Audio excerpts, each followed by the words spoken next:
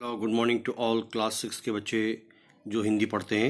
हम आपको पढ़ा रहे थे पार्ट 19 आभासी दुनिया के ख़तरे।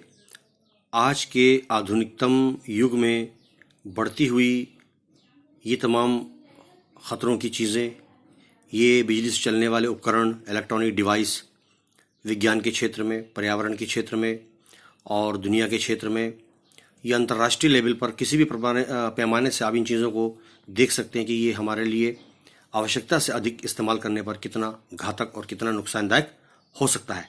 तो इनके बारे में लेखक ने वर्णन किया है इन तमाम चीज़ों को आगाह करते हुए हमारे लिए। अब देखिए, आगे हमने आपको पढ़ाया था पेज नंबर 146 का थोड़ा सा ऊपर। अब यहाँ से देखिए, वे सामाजिक मूल्यों, प्रथाओं, रिवाजों, यानी कि लेखक जो है माता पिता के लिए कह रहा है, उन पेरेंट्स को आगाह करने के लिए कह रहा है, उन तमाम बने हुए नियम, कायदे, कानून, परंपराओं के प्रति बेहद उदासीन होते जा रहे हैं, बल्कि उनकी नई दुनिया के नियम और मूल्य बिल्कुल भिन्न है। बच्चों को ये तमाम चीज़ें जब देखने को मिलती है तो ये तमाम कायदे कानून, ये तमाम हर वो चीज़, हर वो अर्थ हर पैमाने से उनके अर्थ जो मीनिंग है वो बिल्कुल अलग है और उन्हें इस दुनिया में इतना कुछ भी नहीं सूझ रहा है। आगे देखिए, तो इस परिस्थिति में अभिभावकों का बेचैन होना, पेरेंट्स का परेशान होना स्वाभाविक है, जाहिर सी बात है। ये एक ऐसी स्थिति है जिससे निकलने के लिए उन्हें स्वयं ही कुछ उपाय, ऐसे तरीके खोजने होंगे। अपनी सुरक्षा और इस समाज का जिम्मेदार नागरिक बनने के लिए उन्हें स्वयं ही कुछ न कुछ तरीका अपनाना होगा। आइए जानते हैं कि कुछ ऐसे एप्लीकेशंस के बारे में जो ऐसे ही सभी कुप्रभावों को, ऐसे एप्लीकेशंस जो हमारे लिए बहुत नुकसानदायक है, उससे हमारे शरीर, जीवन पर बहुत ही इफेक्ट पड़ रहा है, कुछ सीमा तक घटाने में सफल हो पाए हैं नहीं।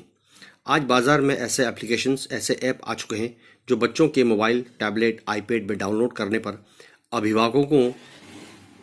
अभिभावकों को यानी पेरेंट्स को उनके डिजिटल डिवाइसों पर जानकारी प्रदान करेंगे कि बच्चे किस ऐप पर कितना समय व्यतीत करते हैं, गुजारते हैं। अच्छा, या फिर कोई एक नया ऐप आप उसमें इंस्टॉल किया जा सकता है। इन ऐप के ज़रिए अभिभावक यानी पेरेंट्स बच्चे द्वारा इंटरनेट सर्फिंग का समय भी नियंत्रित, कंट्रोल कर सकते हैं।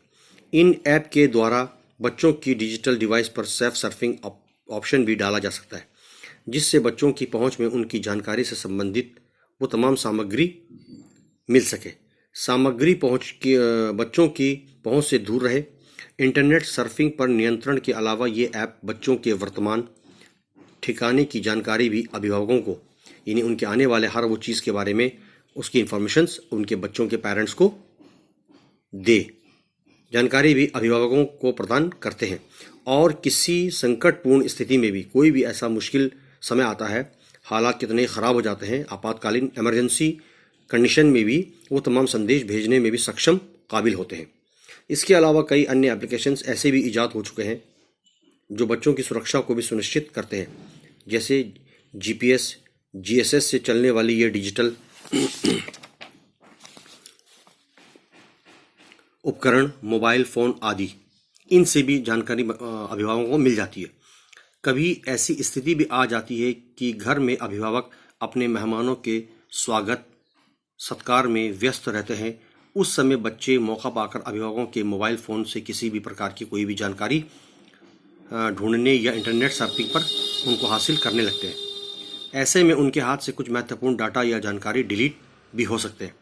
इन परिस्थितियों से निपटने के लिए अभिभावकों को, यानी पेरेंट्स को, माता पिता को ऐसे ऐप उपलब्ध हैं जो उनके मोबाइल फ़ोन को parental control, child lock mode में ले आएंगे और अभिभावकों के फ़ोन का महत्वपूर्ण डाटा भी सुरक्षित रहेगा।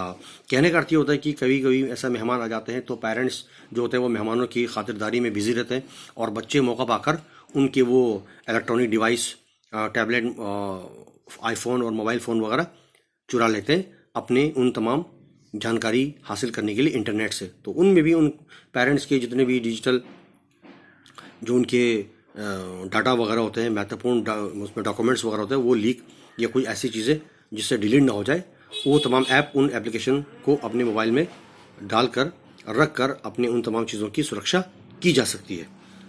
तो आप यहाँ तक देख लीजिए, ठीक है। और इससे आगे वाला थोड़ा सा 2-4 लाइन जो है वो थोड़ा यहाँ से इतना क्लियर नहीं है, फिर भी आप अपनी किताब के माध्यम से, आपके पास किताब है पेज नंबर 147 147 पेज पर, आप इसको थोड़ा सा पढ़ सकते हो, खुद भी देख सकते हो आप, ठीक है ना। ये थोड़ा सा यहाँ से पढ़ने में नहीं आ रहा है, आप इनको देख सकते हो और उसको अच्छी तरह से पढ़िए। नहीं समझ में आएगा तो आप मुझे फिर बताइए, मैं आपको दोबारा इसको अच्छी तरह से और समझा दूंगा। धन्यवाद।